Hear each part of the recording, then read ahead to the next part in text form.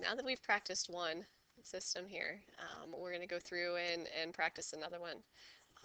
If we look, you might want to pause the video and write this down. If we look at the system at the coefficients, I've got a 1 in front of the x, so I could eliminate x's. Again, I have these opposites here for the y's, also have opposites for the z's. So maybe just to shake things up a little bit, let's eliminate the z's in this example.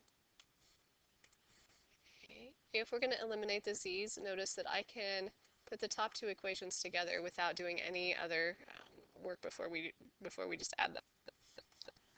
Okay, so if I rewrite the top equation, also as I'm doing this, it would be my very huge recommendation, if that's how you quantify recommendations, that after you write the problem down out of the book, you take 30 seconds to, or less, 5 or 10, to double check and make sure that you didn't write something down incorrectly. If we were in class face to face, I would do this. You would see me do this. Okay, so after you've written them down, go back to your book and make sure you haven't made any mistakes.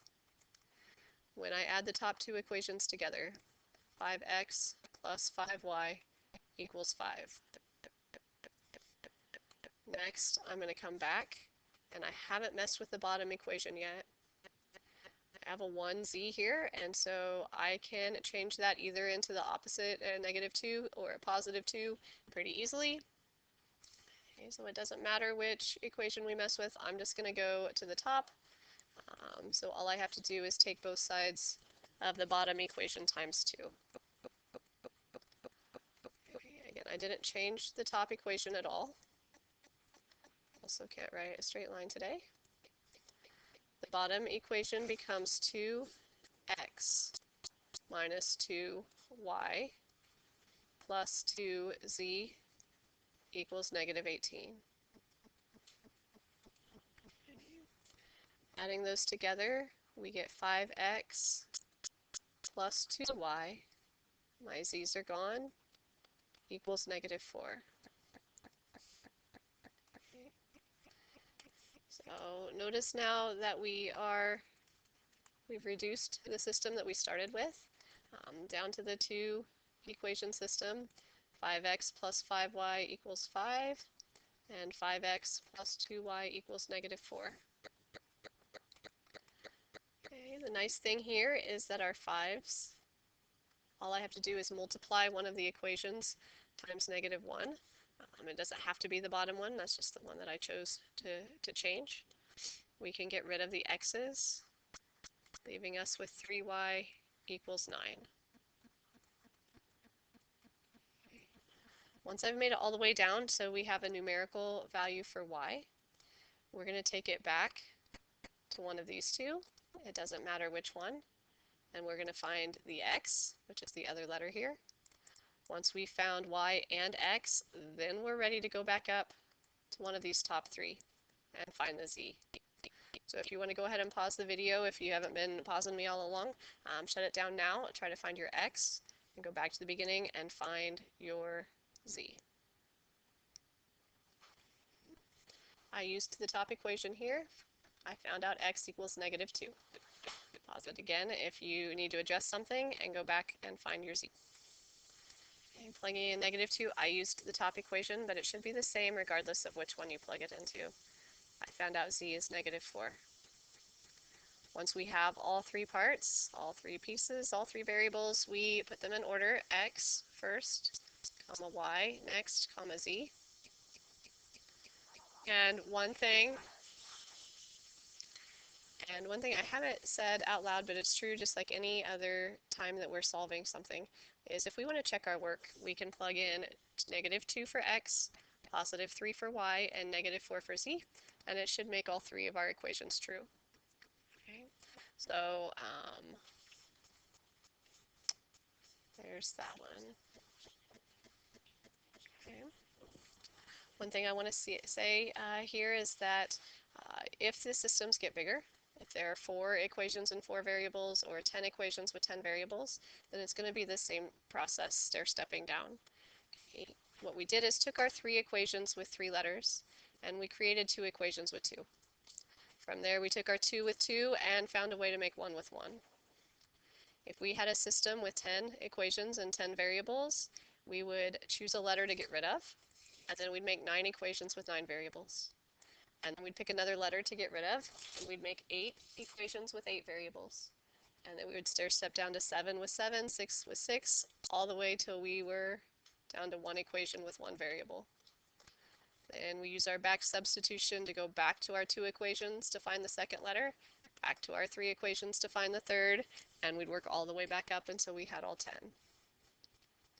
Okay, now in the textbook, I think there's one with 4 equations that I used to assign. I don't remember if I will or not this semester, but I'm not going to give you one with 10 equations. So that is always a question someone asks. Don't worry about it.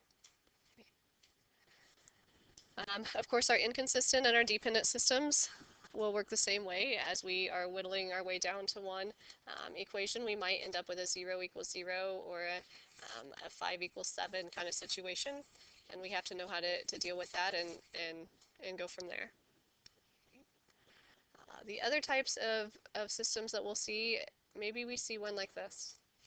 If you need to pause and write it down, take a moment to do that. Notice that this one is different from the 2 previous systems and any that we did in the other video, because here I have more letters than I have equations. When we have fewer equations than we have variables, okay, I need at least 3 equations to get a unique solution.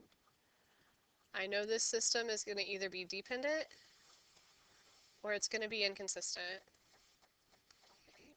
And the only way to determine which it is just to start down the path like we would with any other system and try to solve and see what happens. I see a 1 in front of my y here, so maybe I'm going to eliminate them. I'm going to take both sides of my equation times -2.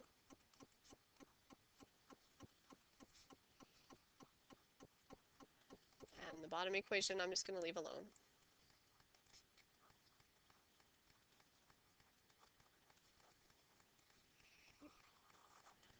When I add these 2 equations together, I get -x plus 5z equals 8.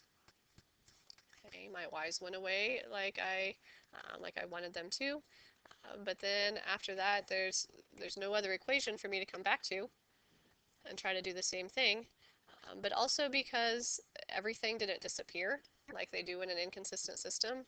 This is how I know that I have a dependent case. So from here, I'm going to solve my equation either for x or for z. Maybe I'm going to stick with x because I don't want to deal with fractions today, and there's a 1 there.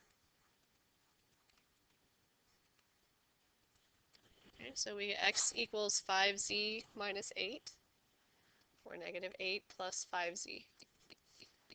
Okay, I'm going to make my little template down below, and since I solved for x, the 5z minus 8 goes in the x place. Also, as I look at my x, I wrote it in terms of z, which means z gets to be its own name. So I can go ahead and fill him in over here. So all that remains now is I have to figure out how to write y, and I have to write y using only numbers and z's. If I look at the top equation up here, because it had a 1y instead of a 2y, I know this is going to be less likely to have fractions involved.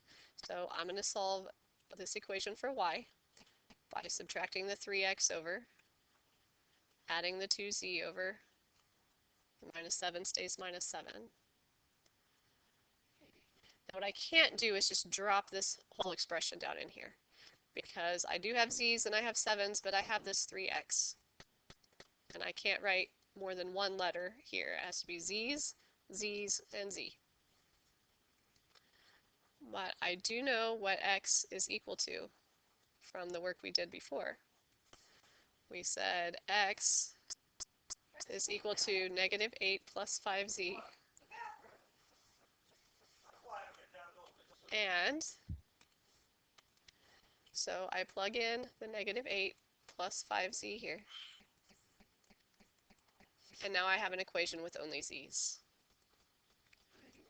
So 24 minus 15z, we distribute, we combine our like terms, and it looks like I have negative 13z, and 24 minus 7 is 17. I drop that down in here, and here are my infinite solutions. Your author shows you more of these. You can look through the book at the examples. Give me a shout if you need any help with that. I want to make sure I didn't forget one. Yep, that's all I've got for you. So get a hold of me if you need help.